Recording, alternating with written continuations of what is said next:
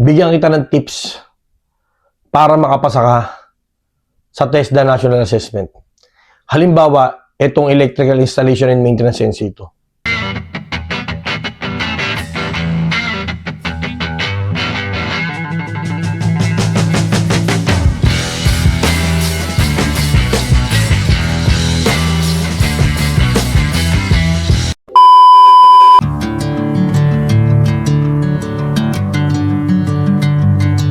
Ngayon naman, bigyan kita ng tips para makapasa ka sa TESDA National Assessment.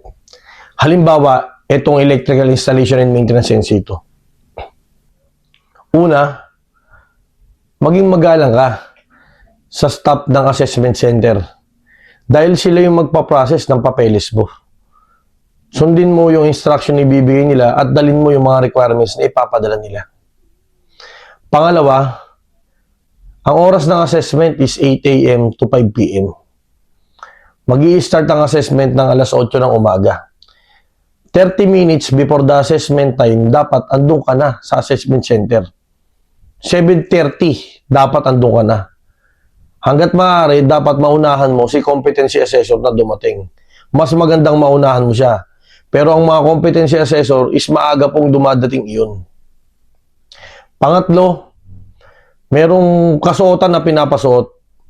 No, magsuot ng tamang kasuotan. No? Halimbawa, puting t-shirt, nakapantalon ka, din nakasapatos ka. Bawal po ang nakasando, nakashort at nakachinelas sa assessment. Dahil meron pong darating na TESDA representative from district office, i-check po yung mga suotin ninyo. Kaya wag na wag po kayong magsusot ng ganun. Pang-apat, sumunod sa instruction ng competency assessor. Dahil alam at kaya niya yung ginagawa niya. Mayroon kasing instruction na ibibigay si assessor. Mas maganda po na sundin natin. Huwag tayong makipagtalo, huwag tayong makipag-away sa competency assessor. Dahil in the end of the day, siya po yung magbibigay ng verdict kung competent ka ba or not yet competent ka. Kung makikipagtalo ka, na alam mong mali ka, papasok po yan sa attitude. Meron pong score yan kahit papaano.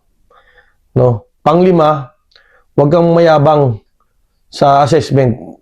Kahit ano pa yung narating mo, maging humble ka lang. Huwag mong mamalitin yung mga kasama mo, huwag kang magmamagaling sa competency assessor. Dahil expert po yan pagdating niya sa qualification na hawak niya. Panganim, lagi po magpapaalam kung may kukuhaing gamit or lalabas po ng room para alam ng competency assessor kung saan ka pupunta at kung ano ang gagawin mo. Pampito, after matapos sa assessment, linisin mo yung mga tools, materials, and equipment mo. At the same time, yung working area kung saan ka gumawa, ligpitin mo. Huwag kayong magkalat. Panatilihin natin yung kalinisan dun sa room. Then sa mga tips na yan, sana magamit mo kapag haharap ka na sa competency assessment or sa araw ng competency assessment mo. Sana may natutunan kayo sa video ito.